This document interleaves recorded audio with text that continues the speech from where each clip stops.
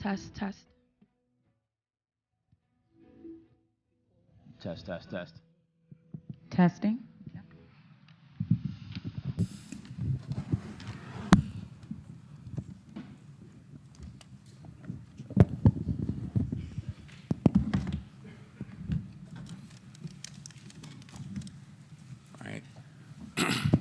All right. Did you all like the film?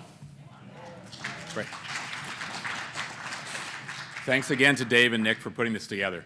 I forgot to introduce myself at the beginning. I'm Tom Hucker. I represent District 5 here in the Montgomery County Council. I'm the Vice President of the County Council this year.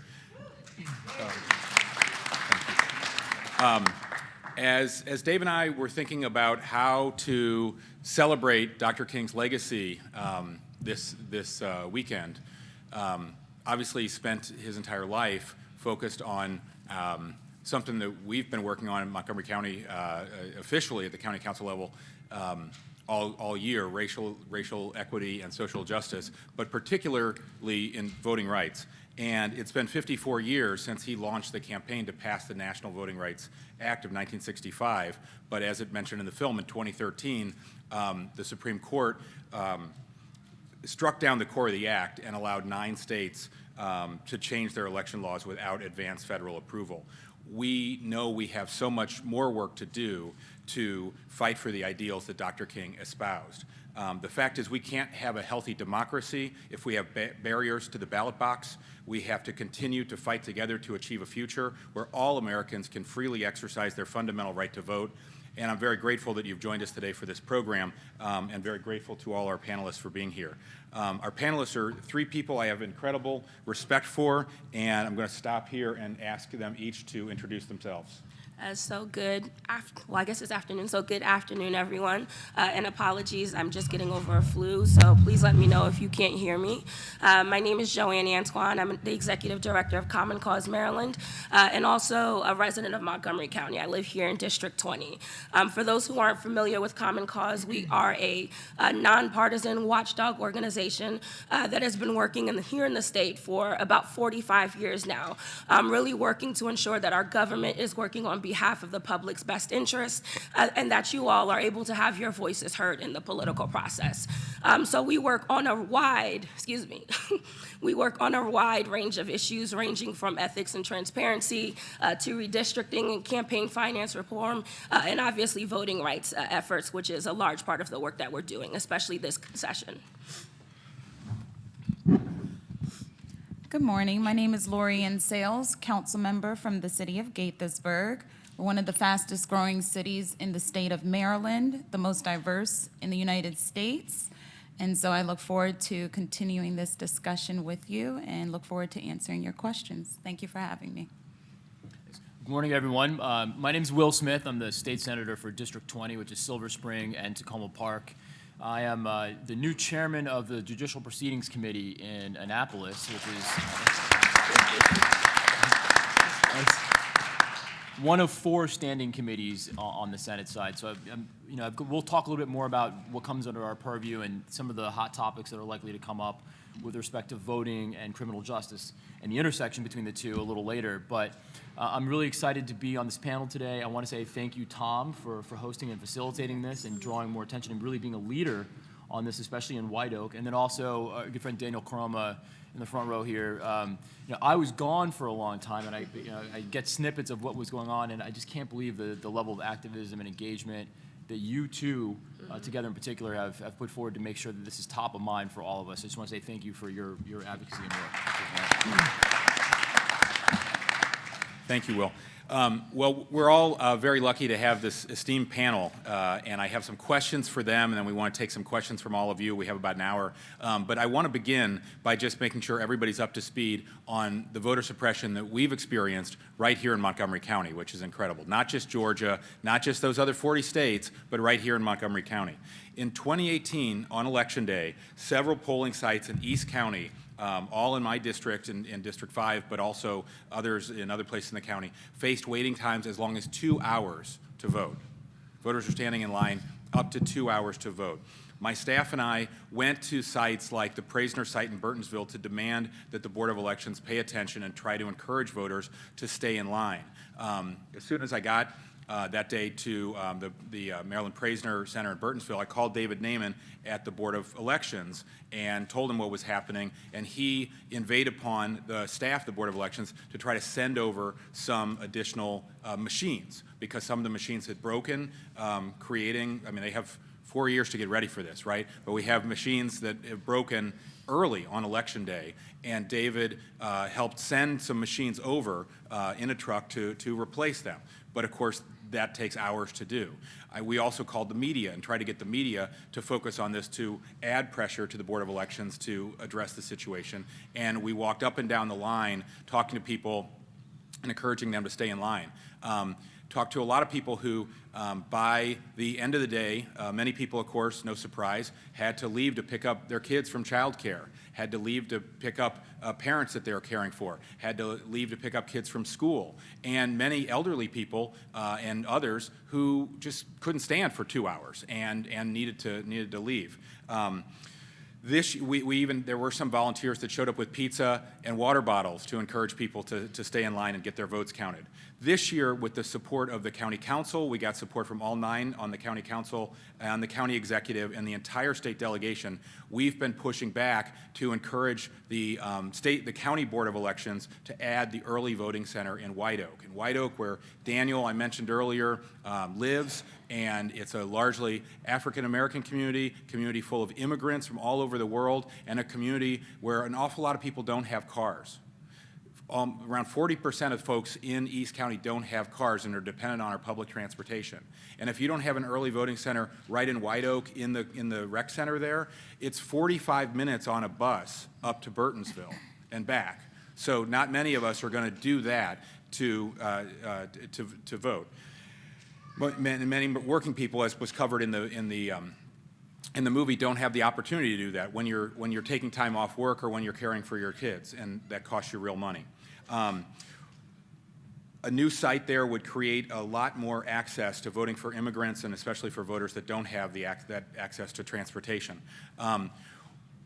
Unfortunately, the county board of elections refused our request. The state board elections upheld that decision, and now Will's going to get a chance to talk about it. Senator Smith's agreed to put in legislation introduced in the General Assembly to force them to put an early voting center in White Oak. So please thank him for his leadership on that. Also, right here in Montgomery County, we've had to fight deliberate policy decisions for some time aimed at suppressing voters. In 2015, when I had just started on the council, the County Board of Elections decided to move the highly successful early voting site from Burtonsville, which was the most successful one for where African Americans in Montgomery County vote. They decided to move it to Brookville, outside Olney, very far away and off transit. It was naked voter suppression. They admitted at the time, they said their goal was to have greater geographic diversity, to spread the early voting centers around the county more rather than putting them where the populations are of Montgomery County and the communities of Montgomery County. When we questioned them on a televised hearing, we called them in and I asked them in a televised hearing, the board, why they made that decision and who made that decision and who asked them to make that decision, who in the community had asked them to relocate that early voting center. The board chair admitted they had made that decision in a secret, illegal meeting with their state Republican staff and only the Republican members of the Board of Elections. They didn't ask David Naiman, they didn't ask Marianne Keefe, the other Democratic members. They're required to have an open meeting and have all their members invited. Instead, they had a secret, illegal meeting for just the Republican members and the Republican staff of the state party. And to this day, no one's been prosecuted for that, fined for that, or even removed from the Board of Elections. We still have some of the same members, including the same chair. Now, we eventually won our campaign to get the Burtonsville Early Voting Center reopened by embarrassing the county board and the media, pressuring the state board to direct them to reopen it. But still to that day, that's an injustice that we've had to fight back, and we still have the same members on the board. So with those examples of context, let's start with some background about election law in Maryland. Will's our representative in the Senate. Can you explain who makes the decisions? Where does our voter law come from? Sure. Well, first, obviously, you have the federal law, and then you have state law, which the legislature makes. So the Senate and the House, and then the governor signs off on it. And then the State Board of Elections is responsible for promulgating regulations that will enforce those laws. The entity has been around since 1969. It comprised of 5 members, 5 board members, right? So 3 of the majority party, or of the governor gets to appoint them. So 3 Republicans right now, 2 Democrats, and they work in concert with the local boards, with the county boards. So there are 24 jurisdictions in Maryland, 23 counties, and 1 city, Baltimore City, to go out and enforce those laws that come from basically top to bottom. Now, there is a lot of leeway, which you've seen here, especially in Montgomery County now under this administration, as to how the counties can interplay with the State Board of Elections. And so what you end up with under certain administrations is this kind of a patchwork where certain early voting sites can be moved around without the proper accountability, frankly. And that's why it's so important to have your state and local officials on top of these issues, because if not, this would happen, and you would show up on Election Day, and a number of voters, a number of whom would be members of ethnic minorities, immigrants, people who have recently come to this country and registered to vote, become citizens, are disenfranchised. And that's exactly what's happened here. And this is exactly why this type of forum is really important. And it's also important to make sure that we, I'm a Democrat, but it's important that, who gets into the governor's office, because they're responsible for those appointments. And it's a trickle-down effect. So what we're doing here in the legislation that working with Daniel Caroma and Tom on the council to ensure that White Oak has that, that we have the ability to put that site there, is really, really important, because obviously that type of guidance and that type of being attuned to the needs of our demographics and our voting population isn't happening right now. So that's why this is a critically important moment, and that's why I'm happy to announce that the Montgomery County delegation voted out our bill unanimously last Friday. Now that's good. That's a good first step. Now it goes to its committee of jurisdiction, which is the Ways and Means Committee in the House. So it'll get a hearing there, and we'll endeavor to get it out and get it across the street to the Senate so we can take quick action. But that's where we are in terms of the status of the legislation and why it's so important. Thank you. So if you haven't communicated with your the Montgomery County delegates have now voted for it. Montgomery County senators will still have to vote for it, right, when it crosses over to the Senate, and certainly communicate with everybody about the importance of getting that early voting center in White Oak. This film is about voter suppression in Georgia. Joanne, what examples are you seeing about voter suppression elsewhere in Maryland? Yeah, obviously, so first I want to say that luckily Maryland is not Georgia, right? And I say this because, we have a chapter in Georgia. I'm on the line all the time with our staff there, and, we're not experiencing things the same way that they are, right? We've advanced major reforms in the last few years. Senator Smith championed automatic voter registration for us and helped get that across the finish line, and that was fully implemented and live as of July 1st. Same-day registration, which I'm hoping you all voted on in 2018, voting yes on question 2, which also went into effect and was used at the municipal level. But when we're thinking about other ways that the vote is being suppressed throughout the state, I think right now, at least for Common Cause, a major priority for us, especially as we've passed these other reforms, and if outreach is being done correctly, the group of individuals who are really being left out right now are those who are currently incarcerated. So just by a show of hands, who here knows that returning felons have the right to vote? Okay, that's great. So we know that when voting rights were restored for the 40,000 individuals, I believe in 2014. And that number obviously has grown since then, right? Not enough was being done to ensure that they knew that they had the right to vote. Even though the Board of Elections had put that information online, even though local groups had been trying to lead the efforts on the ground. So we're seeing efforts this year in the General Assembly to ensure that they are being educated. But even more importantly, we're seeing efforts being led by formerly incarcerated individuals to ensure that those who are legally eligible to vote right now, who are behind the wall, who are currently incarcerated, that they have access to voting as well. So those would be people who are on pretrial, serving time for misdemeanors.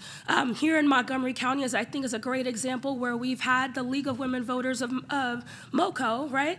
Show of hands if there's anyone here, shout out to them, because for years, they've actually been going into correctional facilities and have been doing the voter registration and helping them getting their absentee votes out, right? And also providing them with nonpartisan voting information. So what we're hoping to establish is having something like that all throughout the state, because we know that they really, when we're looking at places like Carroll County, right, outside of the Baltimores and the Prince Georges, that these individuals are being left out.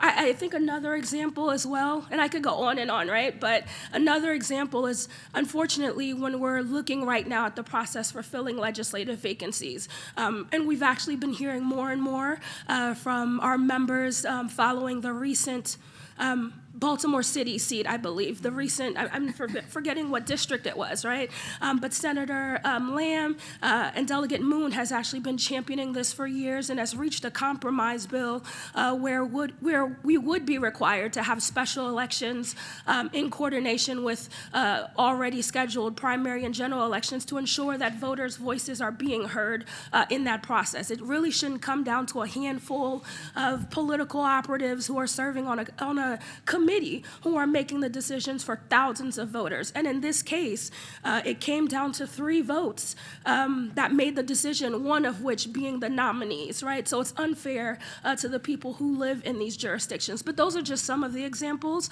And obviously, we're looking at other ways.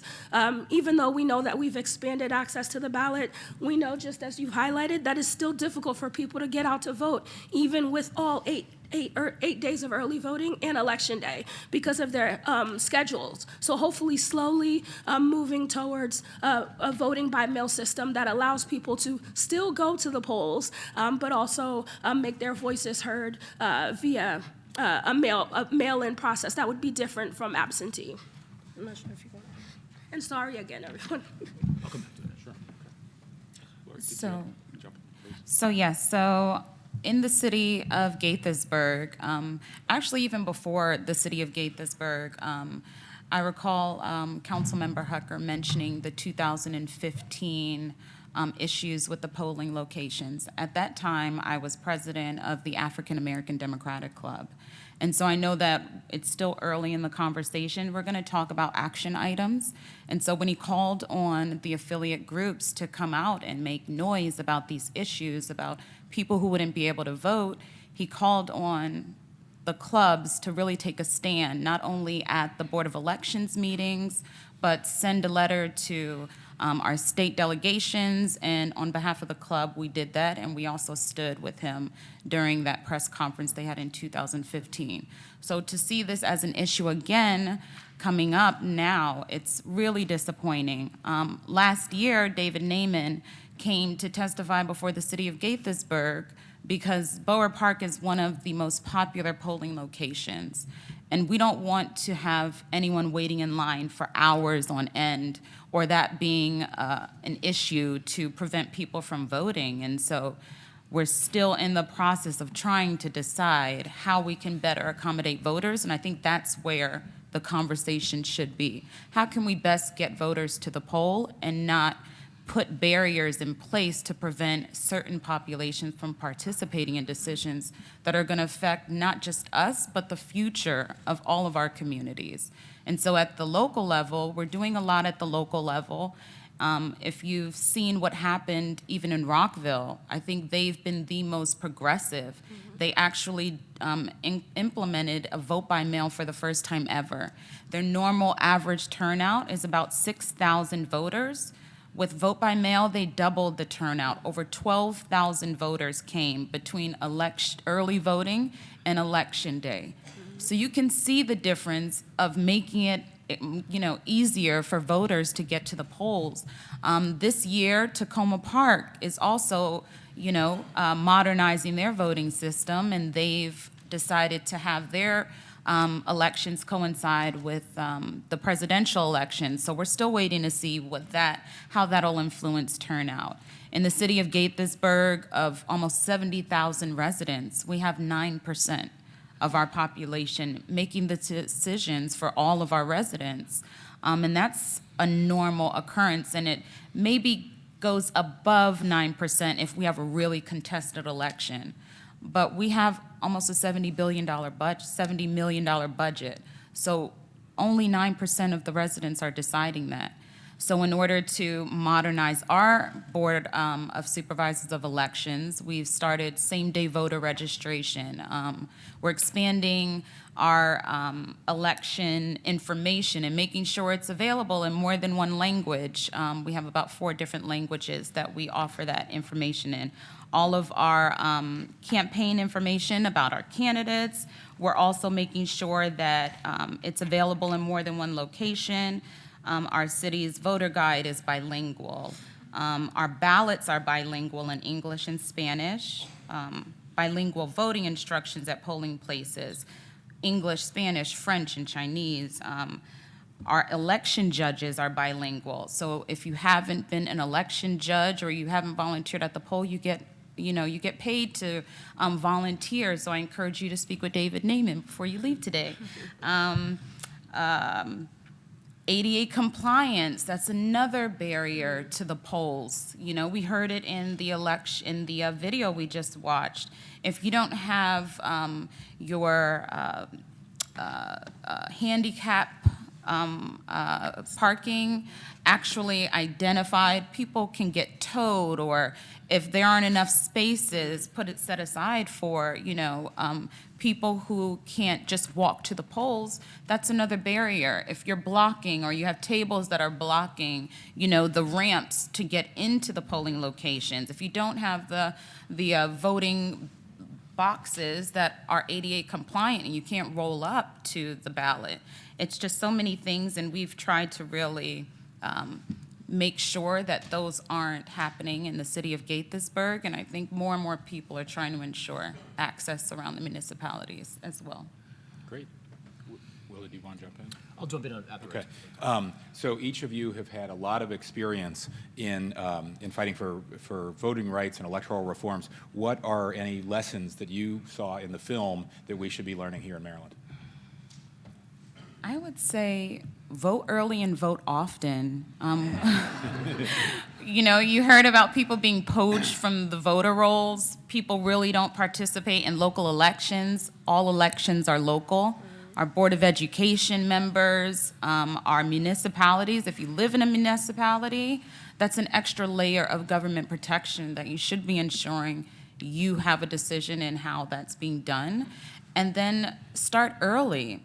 I try to vote early because I want them to see the early voting numbers, but then I also want to make sure that I'm available on election day to cover a poll, to drive someone to the poll, to staff a table for the Democratic Party, or to become a precinct chair so I can cover a poll in my community and people trust that I'm going to give them the best information. They know me, they see me at every election.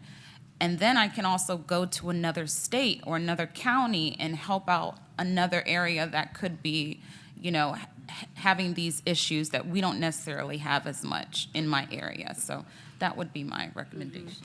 I would say, I think in the video they stressed the importance of if you filled out a voter registration form, go online, make sure it was received, right? Make sure if you've moved, make sure you update your voter registration. If you've requested an absentee ballot, double check to make sure it's actually been received, right? You want to stay on top of these things, and that you're flagging any issues you have for groups like ours or the league or even the local boards as they arrive. I think another major component in Georgia was their robust election protection program. Now, Common Cause and the Lawyers Committee for Civil Rights Under Law runs their EP program, and they do for the country overall. But unfortunately, in Maryland, we don't run it for the state. What DC does is they call us if there's any issue. So, for example, 2018, as polling locations were running out of ballots, we were getting phone calls and running over to encourage people to stay online.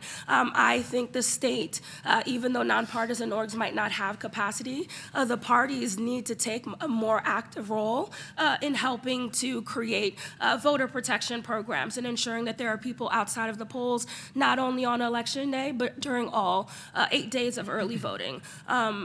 Yeah, I think that's the biggest thing, the EP program, because if there's not people that are there on the ground flagging these issues, or at least telling people to call 866-OUR-VOTE so we could get on top of it, all of the work that we've been doing really is to no avail. I guess for me, as from the lawmaking perspective in the Assembly, it's just to remain ever vigilant, because if Montgomery County is an example of what we're going through, if it can happen here, it can certainly happen anywhere else. We have 24 jurisdictions from Washington County to St. Mary's. We got 47 senators, 141 delegates, and you always hear that Maryland is America in miniature. We have a very diverse population, about 6.5 million people live here, and so although we've made some tremendous progress with early voting, same-day voter registration, automatic voter registration, restoring voting rights to ex-felons, and then doing it to folks that are still on parole and probation under supervision, but they've completed their sentence, there's still so much more that we can do. As you were saying, and for instance, for the vacancies for the legislature, that bill is sponsored by Senator Lamb and Delegate David Moon. Now, I went through that process, okay, so I've intimate familiarity with that process, and I'm committed to fast-tracking that legislation, when it comes to our committee. I mean, that's something that it's already been scheduled for a hearing, and as soon as we can, we're gonna move that bill along to make some progress there, to make it more of a democratic process for filling those legislative vacancies. So there's just, for me, it's just to remain ever vigilant and to continue to push for progress on some of those fronts. Yep. Yeah, vigilant is the right word. Laurie-Anne, it's funny you mentioned the importance of voting, but then being available on Election Day. Yes. Even just this week, Dave and I were at the council retreat where the full council had to approve our schedule for the year. And this is the first year, since we always have full council meetings on Tuesday. Every year I've been on the council, we have an election on Election Day. We're up in Rockville in a meeting. And every time I've spoken up and said, why are we doing this? I want to be at the polls talking to voters, watchdogging problems, fixing issues with long lines. And we've had, colleagues say, oh, well, we're busy. We got important stuff. So this will be the first year the council won't be meeting, I think, on Election Day, and we'll be out in the field. Do you all think voters in Maryland understand that we face these kind of challenges, or do people, are they unaware of this? I think it's a mix of yes and no, right? I do think Marylanders, especially if you live, depending on what jurisdiction you live in, you may have experienced certain things, that it may be difficult. But I feel like a lot of times, Maryland gets labeled this very progressive state, right?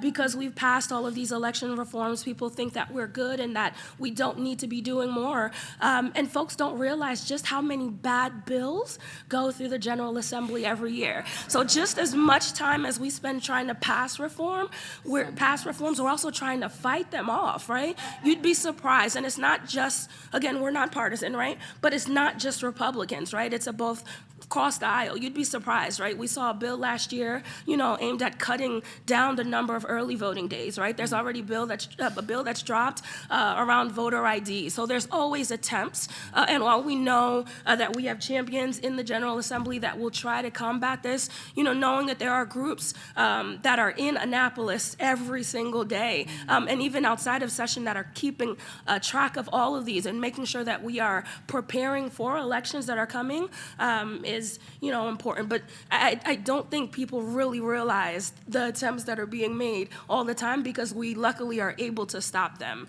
But yeah, it's not that great, y'all. Right. We have a reputation as a progressive state, but I don't think we've touched on, do one of you want to explain how members of county and state board of elections are selected?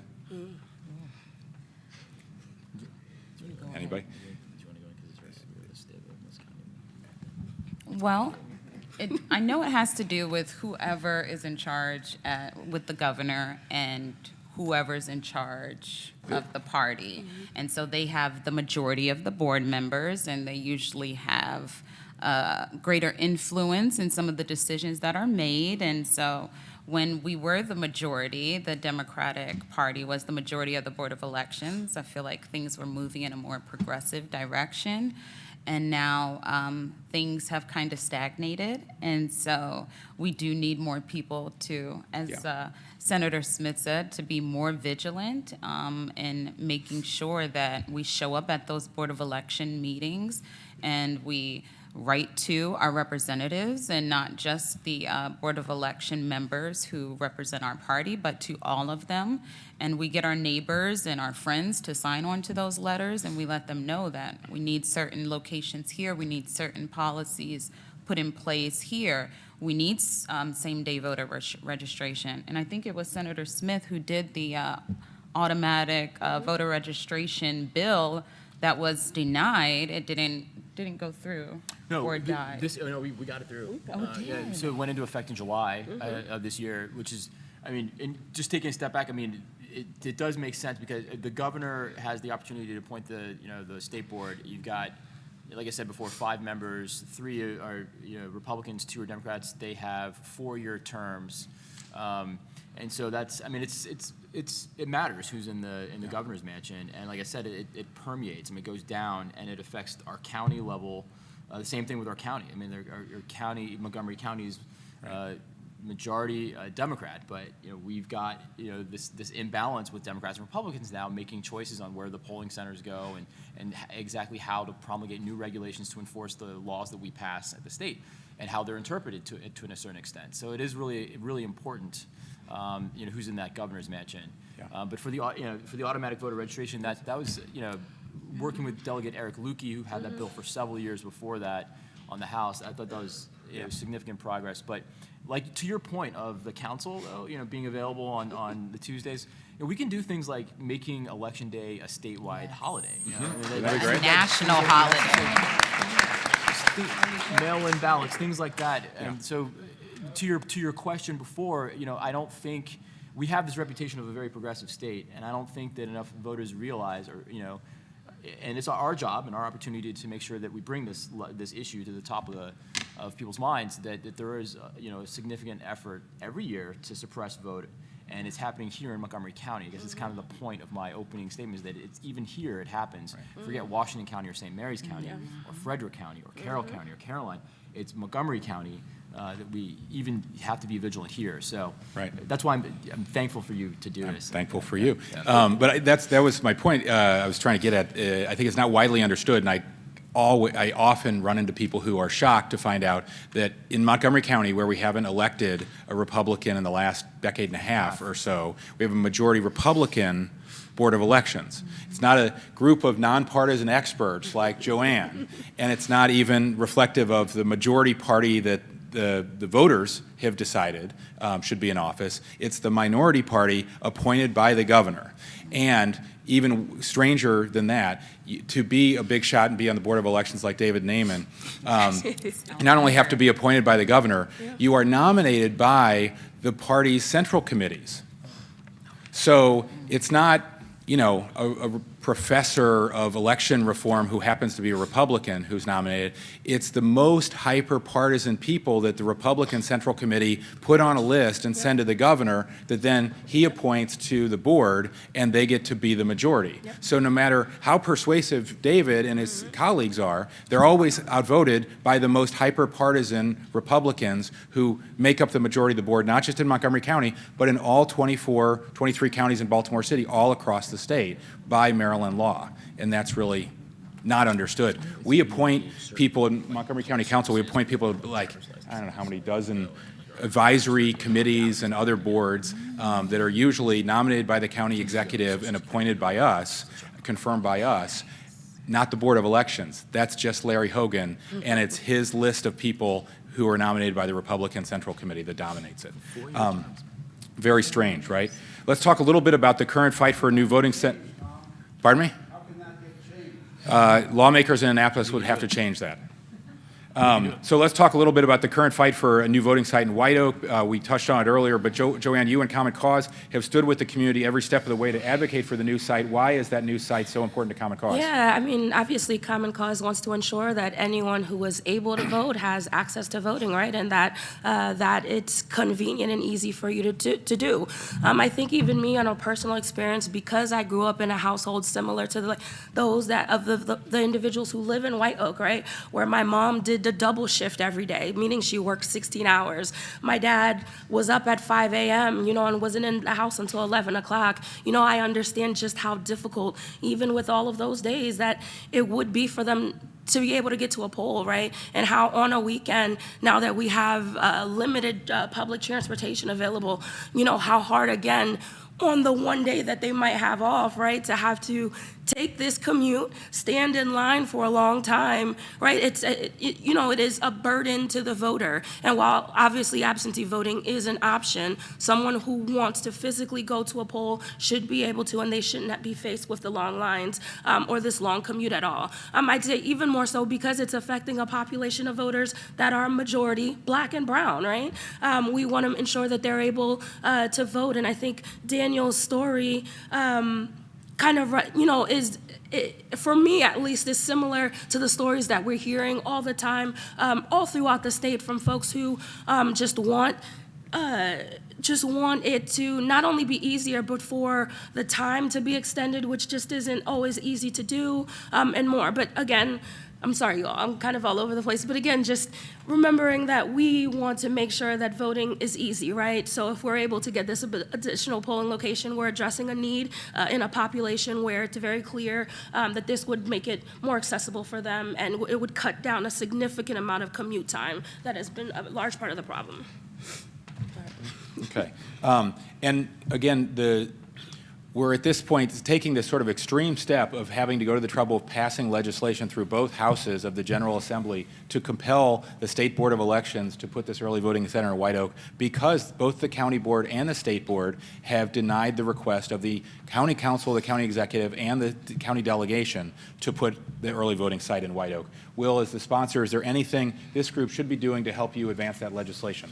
Well, I'll just say that now that the Montgomery County delegation has voted unanimously to put it through, the House delegation, that is, now that it's in its committee of jurisdiction, that's where the action is going to be. So we have to go and lobby the chair and the members of that committee, because they're from all over the state. Ways and Means. It's Ways and Means in the House. And that's Kaiser. the chair is Ann Kaiser from Montgomery County. But it'll go to the subcommittee on election law, which is, I think, Delegate Nick Mosby from Baltimore City. He is the chair of that subcommittee. And so that's where the action is. So you've got to call, you've got to write, you've got to show up and say, this is one of the top priorities for us, and this is why. And we've got, well-documented examples of the disenfranchisement that's gone on. And folks get on the stump and they talk about access to the franchise. This is exactly where you can make that impact, by voting yes and getting this piece of legislation out. And it is, like I said, it is shameful that we actually have to put in a piece of legislation for this. And it is reflective of the system that we have in place, Hank. So, we can change this in terms of the appointment process for the members. And that's, again, why we have this imbalance. It results in policies like this. So, I would say focus in on the Ways and Means Committee in the House, and particularly the subcommittee for election law. I don't remember the bill number. Let me find It did drop, though. We can look it up. We're going to get questions in just a sec, Ed. Laurie-Anne, thanks for all the work you're doing at the local level to increase access to the ballot. You mentioned Rockville's experience with mail-in voting this year. Are there other things that members of the audience can be doing to expand ballot access in Maryland? Definitely. I would encourage everyone to volunteer on Election Day and leading up to early voting. We have a few volunteers from the Central Committee, Board of Elections. If you aren't trained to register people to vote, I would get trained. If you belong to a faith community, make sure that there is a designated person at your faith community who you can go to, or you all can organize an event to ensure that everyone in your congregation is, familiar with the voting process, and isn't experiencing any barriers. Remind them that same-day voter registration's available. If you know friends with college students, make sure that they're checking their voter registration. We heard about college students in Georgia who had problems at the ballot. Anyone from the military in your family, make sure that everything is up to date, and don't wait until April to start checking on this information. It's online now, and if you see something, you say something. It's incumbent upon every one of us to look out for our neighbors who are going to the polls and making sure that they aren't experiencing any issues when they go to vote on Election Day.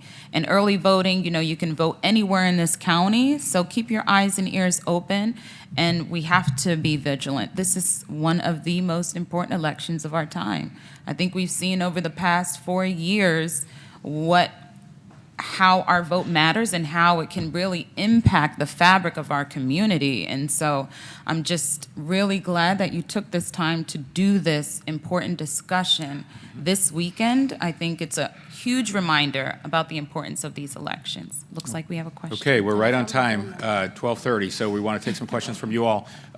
Yes, sir. In Denmark, on voting day, you can go to any place in the country, not just your local voting place. Wow. Why can't we have that? That's a great question. Senator? Thanks. The answer is I don't know. I mean, it's logistically possible. I think fiscally improbable because it's just the cost. But I don't know why we couldn't do that. That's a fascinating idea. I don't. Yeah, I mean, if you could do it during early voting, right? That's right. Yeah, I don't know. That's within county at least. And you can cast a provisional ballot. And you can cast a provisional ballot. Yeah, sorry. And I'd say there are Fiscal some concerns. election security Issues, concerns, obviously, that would probably require us to use a network. And while we do use a network during early voting, right, because you can go to any early voting location and register and vote there, we need to be able to get that data back in some timely manner, and we need to ensure that we have a way of making sure that you're not somehow going all around the state either and voting. So, Yes, yeah. rather than trying to reinvent the wheel, See how they do. hire a couple of Danish consultants. Yeah, How I they mean, did it. I mean, it's gotten pretty good at one point. Yeah. At taking and borrowing other people's ideas. I mean, if the Why, general, why do a study on this so that they can get a couple of consultants and ask them? yeah, Sounds like a great idea. Fair enough. Yes, ma'am. Thank you. Well, is Maryland Board of Elections process to other states? Is it unusual to do it this way? Or is that how it is across the country? Good question. Joanne, do you know? I actually, so I don't want to give you incorrect information, so I'm honestly not sure. Yeah, I'm not sure. Ed?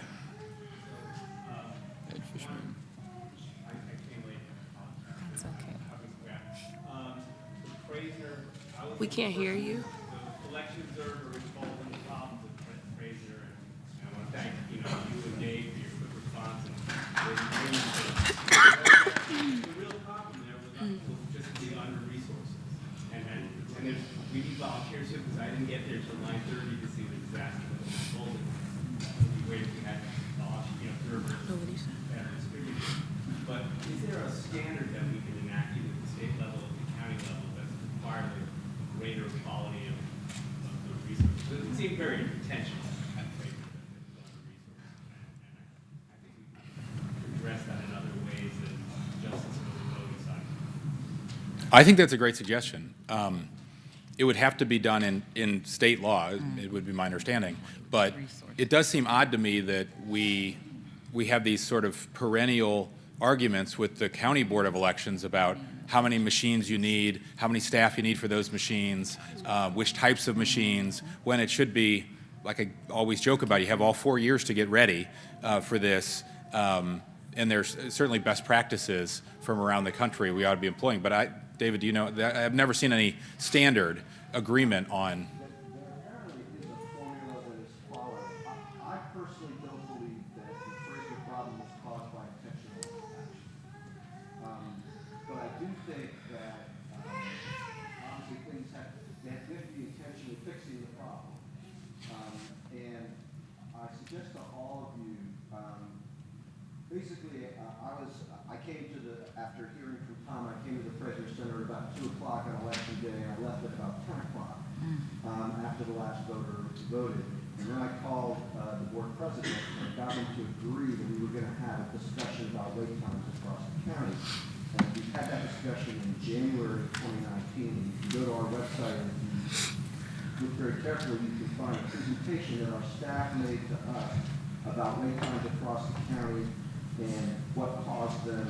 There were a number of different causes. There were 12 precincts in which the wait time got to an hour. I think 4 of them were on the Route 29 corridor, including Fraser being the one that had the longest wait time. What I've been doing is constantly asking every month, what are we doing about this? We supported Tom's effort. Tom got us, I think, $125,000 in extra resources to address wait time. And then, of course, I'm pushing very hard, along with Tom and others, for the early voting site. But I personally would like to see not only that I want the formula to be on the website. I want everyone to be able to see, what, how these things are done. I want us to have an ability to respond more quickly when we find out election day that our formula based on past experience doesn't necessarily predict what's going to happen. And then I want us to take every step possible to lighten the load on election day. Encourage people to vote by early voting. And by the way, if you don't want to wait in line for early voting, does anyone want to guess what is the busiest time to vote in early voting? Busiest hour of the 8 days to vote in early. Rush hour. The last hour. Ah. If you don't want to guess what the second busiest hour is. The hour before Lunch. Correct. What was that? The hour before the last hour. People just procrastinate. Personally, I like us to have a message every day going forward that says, come today. Yes. Don't delay. Come today, don't delay. I'm about to steal that. Come today, don't delay. Yeah. Let me write that down. She's gonna write it down. Yep. Yes. Just let me get my credit. That's hilarious. No, we'll quote you. Keep voting. Make sure that everybody knows what all their options are. That may actually be easier than trying to figure out the perfect formula to have the right resources every day. And then encourage people to volunteer for election day, because we not only need equipment, we need people. On election day, I think the staff brought myself, my colleague Alan Banoff, and I think 2 or 3 other people. So I think we added 4 or 5 people, and it still took, voters arrived at 8 o'clock. The last voter who arrived left at 10. So we need not only the equipment, we need the people, and if we know people who want to serve as election judges on election day, as Laurie-Anne mentioned, that makes a big difference. I realize not everyone can do that, not everyone can take the day off, et cetera, but that makes a big difference. Right. I was just reminded, we talked about standards for staffing and machines, but there is a standard, the Presidential Commission on Election Administration urges that nobody should have to stand in line anywhere in the country more than half an hour to vote. And here we have 12 polls in Montgomery County over an hour, and some like Praisner where people have stood. Quarter that are above, at some point during the day, are above the half hour. Unbelievable. Yeah. And David, correctly, there are so many details I've forgotten.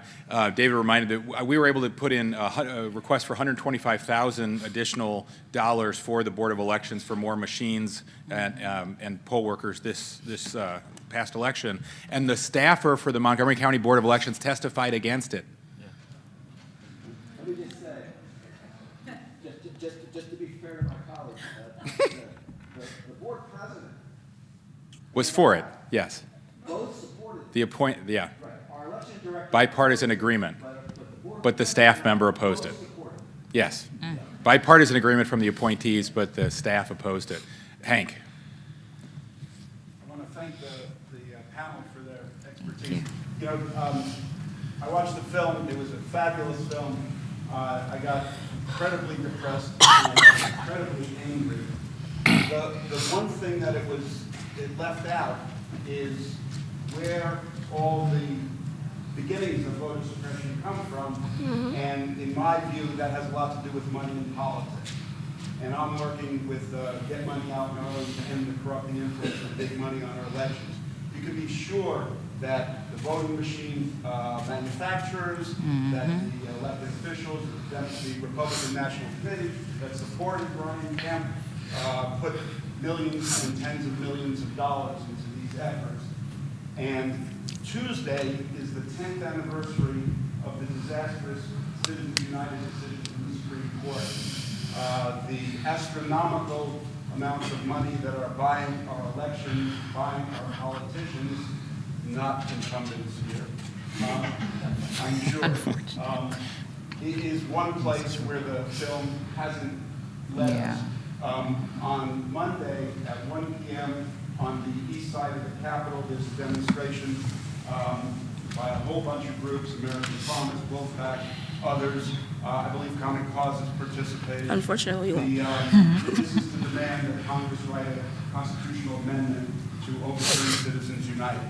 Also on Monday at 6:30 p.m. in Annapolis, my organization, Get Money Out Maryland, and 27 other co-sponsoring organizations is having a rally to work on our state legislature to help them demand, to help Maryland demand a convention to propose an amendment to overturn Citizens United. I'd like to ask the panel about anything they see or are working on to help us get the big money under control that has bought the voter suppression. That was a good preamble. You're probably a former elected official. Panelists? I'm kidding. So I'm getting my voice, I'm losing my voice, so I won't go too much into this. Obviously, GMOM, we work with you all on the local level, and you know that we disagree when it comes to the strategy around calling for a convention here in the state, because we believe that it leaves a lot of our rights at risk, including our voting rights. But what we have been working on together is advancing public financing, right? Just as we've seen Montgomery County use its program for the first time, and it's performed really well. I don't have any of the stats in front of me.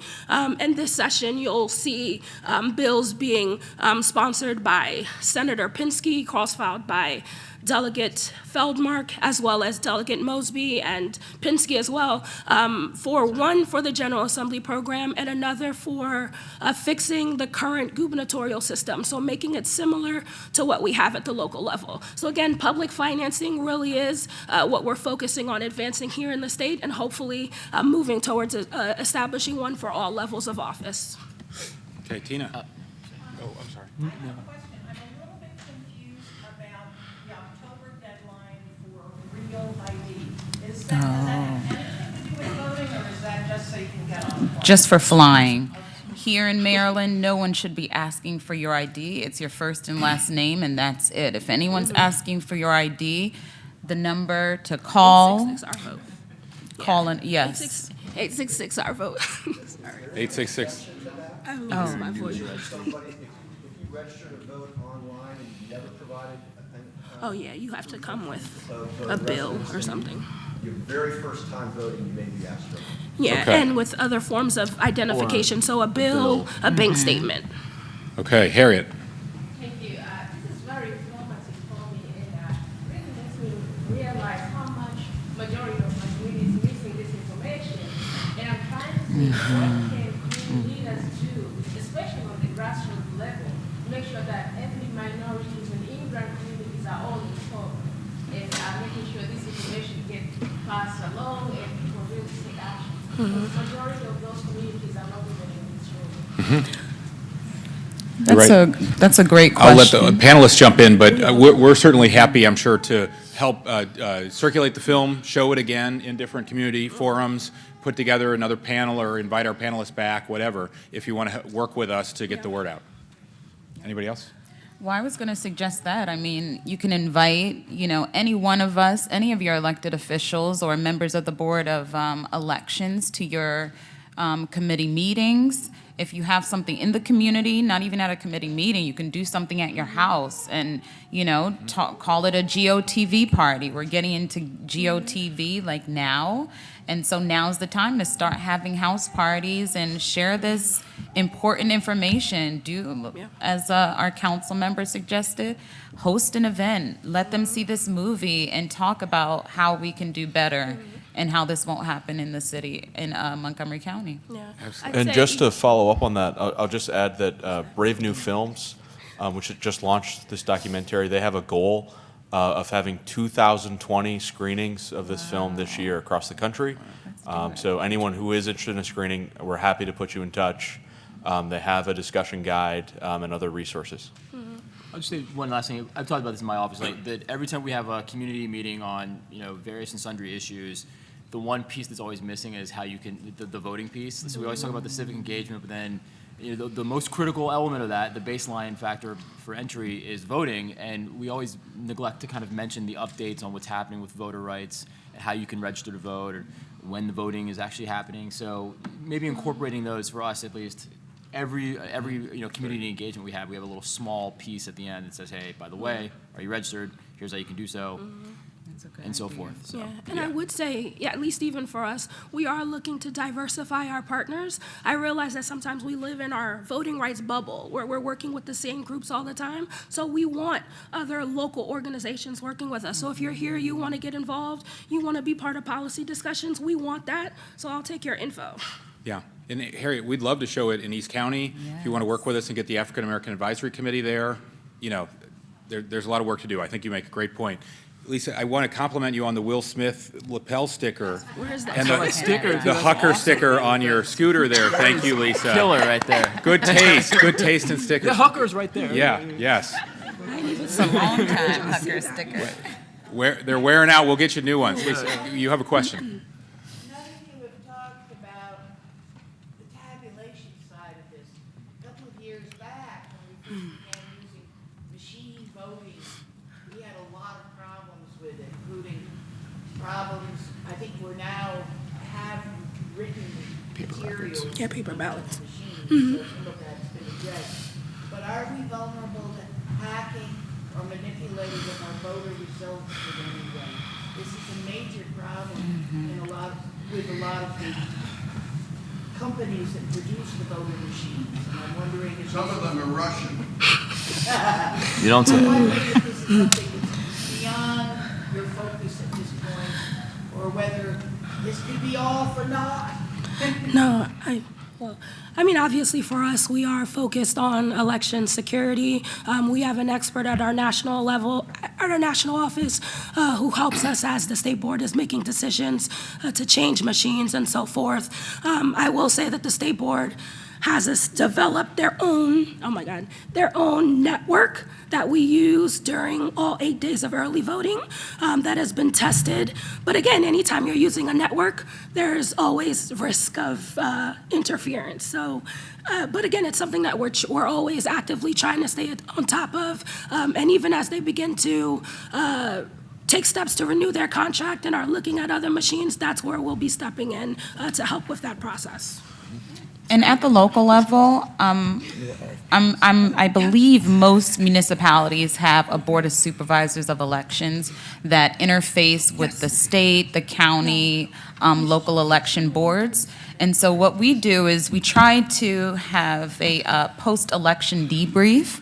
And so we discuss the election results, we discuss the paper ballots that were received, even though we still use the electrical machines, and we make sure that the numbers match up. And that's something that I believe is done even with the County Board of Elections and at the state. I mean, as our representative from Common Cause mentioned, there's always an opportunity. You see what happened in Baltimore City where they were, held hostage for their data. it's something that we have to contend with in this, this new age of relying so heavily on technology. But I think with the paper ballots, you can always, reconcile at the end of the night and making sure those receipts match up with how many ballots you're actually turning in. And so that's why it's so important when you become an election judge, you're trained. There's a chief judge and deputy judge, and they are responsible at the end of the night, making sure that those ties on that bag match the numbers of ballots in there and that no tampering has happened. I've gone, I've volunteered as an election judge, as an opener and as a closer, and you just see the lines and lines of people who line up to drop off those bags with the ties, and those can't be broken except by an official Board of Elections member. So I think there are different things that are put in place at the local level to ensure that tampering isn't an issue that we have to worry about. And I think if we get too caught up in the opportunity for tampering, we're going to lose sight of the real reason that we're all participating in this process that we trust and rely on so much. So real quick, I know that the state had, and the State Board of Elections has in years past engaged the outside vendors to help with that security, with the network security. I am, your question started piquing my curiosity because I had this conversation a couple of years ago, and I don't have the details, so now I will get back to you on that because I'm curious again to see who we've actually contracted with for that network security. No, we haven't contracted, apparently. They just developed They developed the program, Yeah. but there's an RFP, I know. I don't know. I've got to find out because I remember the discussions around that, especially for the last presidential election cycle. There was a big race to get, our network security and get some outside consultants to come in. And so I will get back to you on that because now I'm curious. On the earlier question about the bill number for Will's bill to compel them to have an early voting center in White Oak is HB 137. Thank you, Joanne. If you forget, just write your legislators anyway. They'll know what you're talking about if you say White Oak. Yes, ma'am, in the back. Lynn has the answer. Oh, ma'am. Oh, he's been waiting yes. forever. You and then you. How about yes? Lynn, she has the answers. Lynn Lynn Garland. She's all about election security.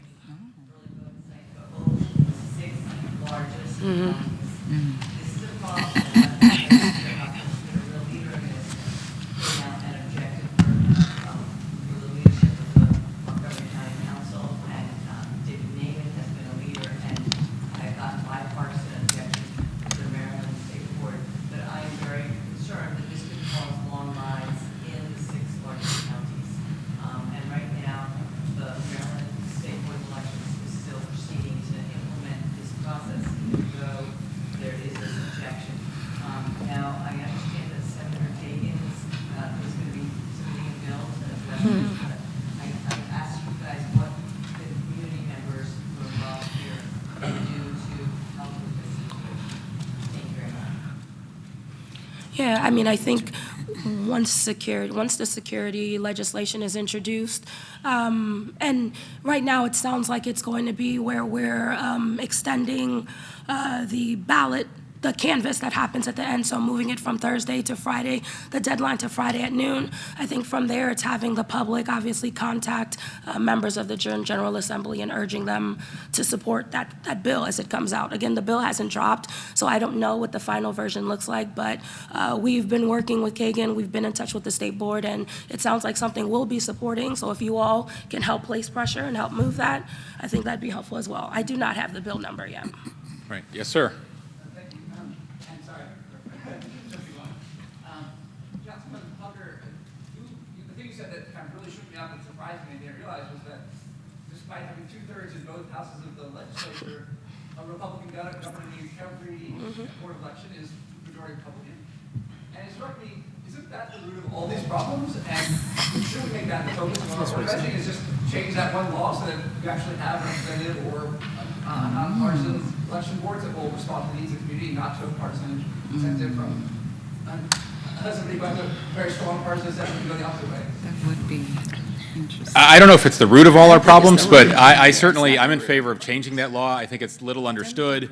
People are sort of shocked when they hear that. I've spoken to some leadership, and William may want to jump in, at the General Assembly, and some concern, and I don't want to go down the partisan road too much, but when you have a Democratic governor, most of these rural counties outside the big 5 or 6 are majority Republican, and then you're going to have are you going to have the exact same thing happening in reverse?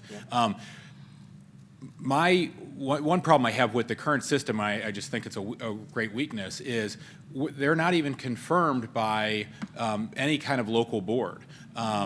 We have Republican set-aside seats for WSSC's Board of Commissioners or the Park and Planning Commission, other things like that, and those folks have to go before us for confirmation as well. So there's a real incentive, and it's hard to find, harder and harder to find, but there's an incentive to find, moderate, reasonable Republicans to sit on these because they're going to have to represent everyone. They're going to have to go through a confirmation process. But it's not so with the Board of Elections. So there's an incentive to pick the most, for the Republican Central Committee, just to choose the example, to choose the most partisan folks with no election experience whatsoever, and they get chosen by the governor and there's no confirmation process. So I think there's lots of ways to improve the system, yes. Peter. Yeah, as you were saying, it seems to me that we're really not talking about this on a national level. This evening is clear from the film. But really, we're talking about the Republican Party, which is working overtime to suppress votes wherever they can throughout the country. And my question is, because we're talking about what you can do locally, but on a national level, what is being done or what can be done, how can we help out the national level? Nationally, the Voting Rights Amendment. I mean, we still need to put pressure on our congressional representatives to make sure that it's passed and it reflects the ideals of the majority of America, and it doesn't look like what we just saw in this video. I mean, the exact match initiative or that legislation, I didn't even know that was on the books. I mean, seeing this, that was the first time, and knowing how difficult some of our names are. My name is hyphenated, so I always have to remind people, my name is Laurie-Anne. It's not Laurie-Anne, it's not just one name. So I can't imagine showing up on election day and I can't vote because they forgot the hyphen on my driver's license versus what was actually written by me for the voter registration card. And so I think that's really the only way to do away with these laws at the state level and really implement something progressive and proactive at the national level. And it'll only happen with our congressional representatives. Luckily, we have representatives who are supportive. It's their colleagues that we have to worry about. And so just reminding them that we have their back when they need it. We'll come to the Hill and we'll testify if they need us. I think that's the kind of support they want to see from us on the ground here. And we need to win the presidential election so we can get some changes at the Supreme Court. Yes, ma'am. Sarah.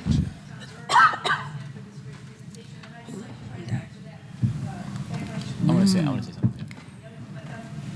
Fairfield 2020 that Stacey Abrams has led, and they have a national strategy, or at least a strategy for 17 battleground states. So if you're looking for a place to figure out where they think priorities are, then that would be a good place to get money to, and a good place to get their strategy, which is basically the setup in each of those states for positions Correct. in the Democratic Party to make sure that voter suppression does not happen, because it's individual. Each state, each county is different in how it's going to look It's like. exactly I wanted to not add to more problems, but there is a census coming, which also has Get a lot counted. of importance, not only to figuring out the redistricting, but also allocation of resources. And there is a similar effort by the Republicans to suppress turnout. So I'm just wondering if there's actions that you all see the synergy of this, or other things and other ways for people to get involved to make sure that census is as accurate and accurate. I know on our end and with our partners in the league, especially as we've been talking about redistricting and preparations for Election Day, we've been rolling we've been looping in census conversations into that as well. So we actually just had a census teletown hall, I want to say earlier last week with Delegate Wilkins and Senator Mary Washington. We also have a representative who serves on the statewide Maryland Complete Count Committee, and obviously we've been helping at the local level as well, with our focus being on Prince George's and Baltimore City especially. But I do think the state needs to be doing a whole lot more to help to get out the count. Just on that call alone, the few questions that they got, confusions as to whether or not people would be receiving paper forms, right? Where do I go for help? You know, and there's a lot of older folks. Where do I go for help if I don't know how to use a computer? People who are still confused and who still think that there's a citizenship question on there, or even after letting them know that it's not, knowing that this fear of the government already existed prior to the census and that it's been made even worse. So I unfortunately, we're very behind on you know, the outreach that is needed for the census, and you know, the state is now working on finalizing their plan, and even the messaging hasn't been. There's just, I mean, if you really want to be helpful right now in Montgomery County, it would be joining your local complete count committee. If there are any municipal complete count committees as well, those committees usually have subcommittees that are focused on counting those people without homes, that are focused on those who speak other languages and elsewhere, right? But we need everyone literally getting out and helping with that, because we know that because of the underfunding of the Census Bureau, there are less offices, there are less staffers that are on the ground, and when people see folks that they're more familiar with, they're more, you know, you're their neighbors, they're more likely to at least be willing to engage with you. And if they're not, sending in someone who they are possibly more comfortable talking to. And I think this also means more of the local grassroots organizations taking an even bigger step and taking the lead on some of that, right? And reaching out to your CCCs, reaching out to statewide and requesting materials, because there's only so much that we're able to do at this point, unfortunately. I just say that emphasis on the Delegate Janelle Wilkins has done a fantastic job on all this. And so I just want to give her a little shout out, but just an emphasis on immigrant communities and local organizations, partnering with them, because that's the barrier that you're going to see with interfacing with a government entity that's trying to come in and make sure that the citizenship question, that is all very clear, because obviously it's a resource issue, not only for members, like for your elected officials, but for the amount of money that we're going to be able to bring back home to our local communities to facilitate and to deal with all the issues that happen with a growing population. For instance, I mean, like California is you know, going to lose maybe a congressional seat this year because of some nexus problems. So this is it's a real deal in terms of representation. And then to your earlier point about you know, how you can affect it nationally, I mean, I think you have to then keep our eye on the ball that everything is local, because from redistricting, you know, federally and for your legislatures, nationwide, Republicans have been focusing on that for the last decade, and then what has happened?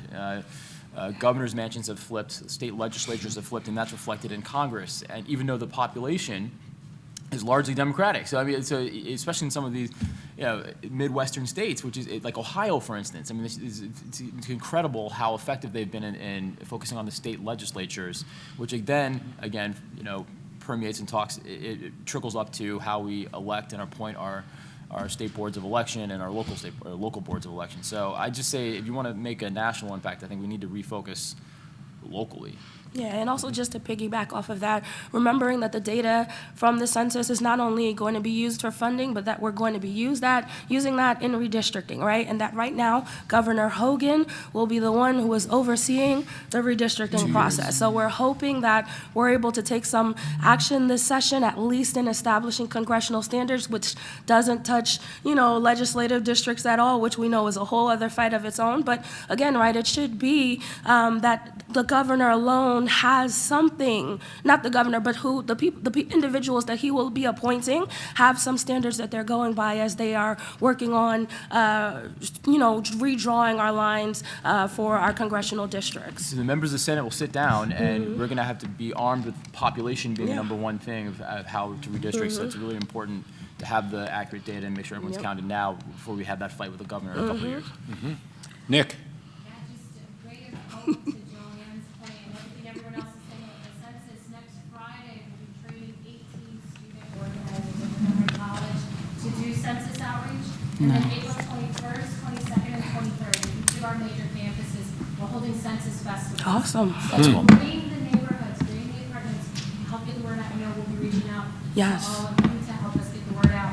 But we hope that Montgomery College will be one of those trusted, Awesome. that could be a bridge Yes. between our communities that rightly so, Mhm. the damage has been done, it was intended to be done. Yep.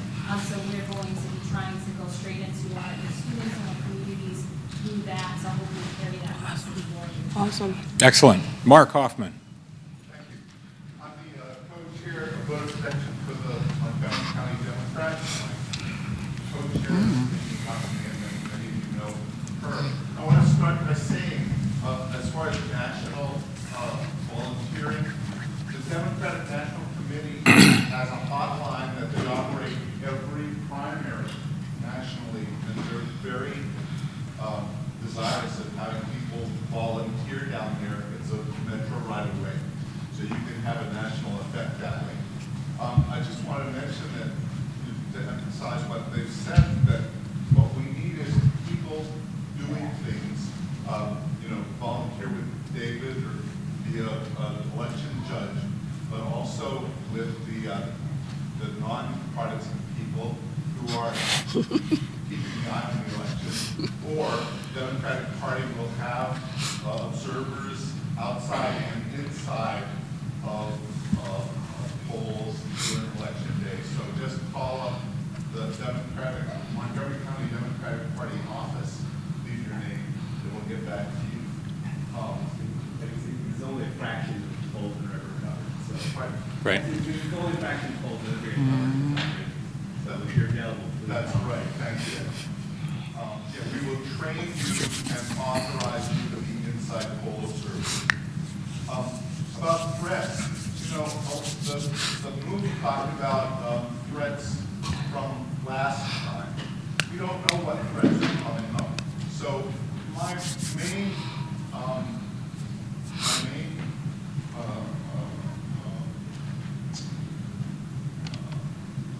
information for you is to be empowered, and for your organizations to be empowered to report anything that's odd.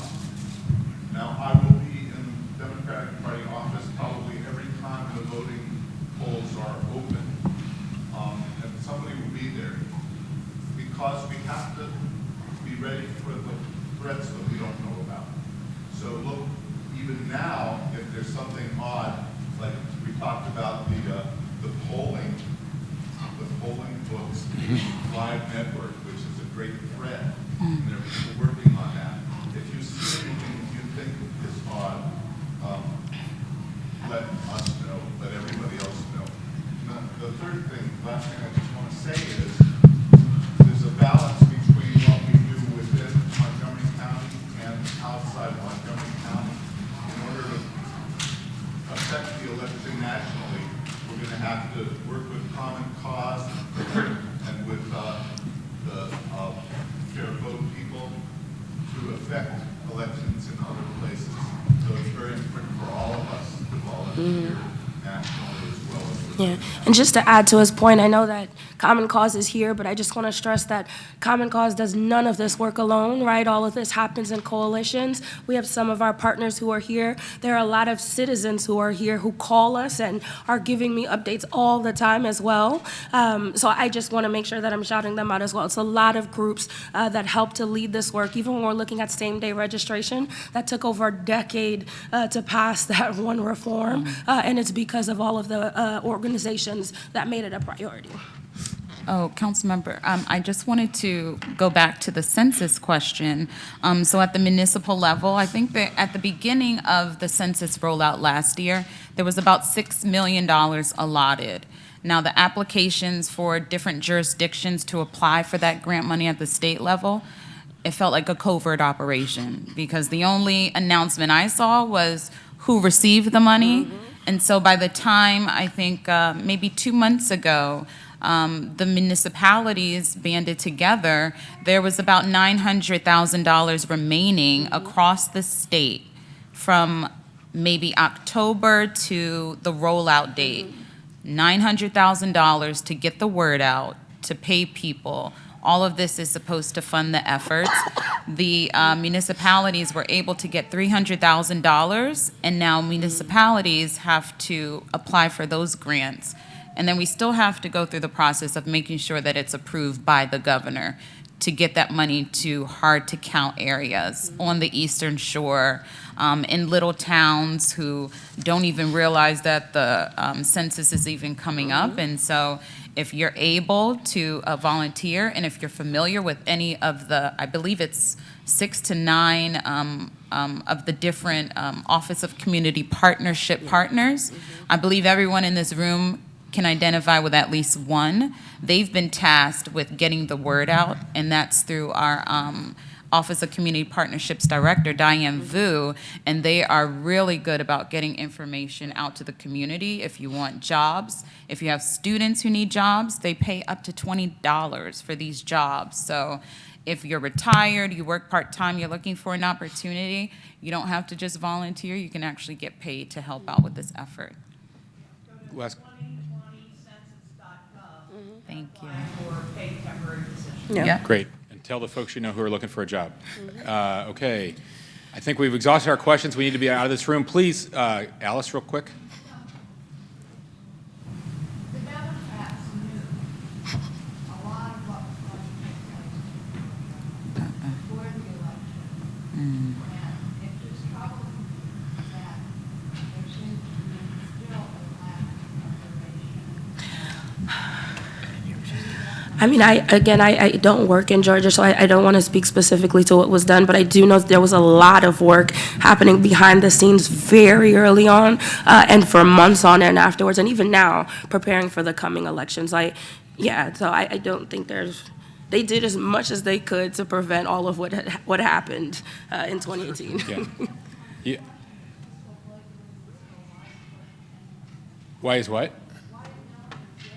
Why is no one in jail? Yeah, like the current Somebody governor has to prosecute should them. be They don't go to in jail by themselves. Okay, everyone. Please help me thank the panelists here.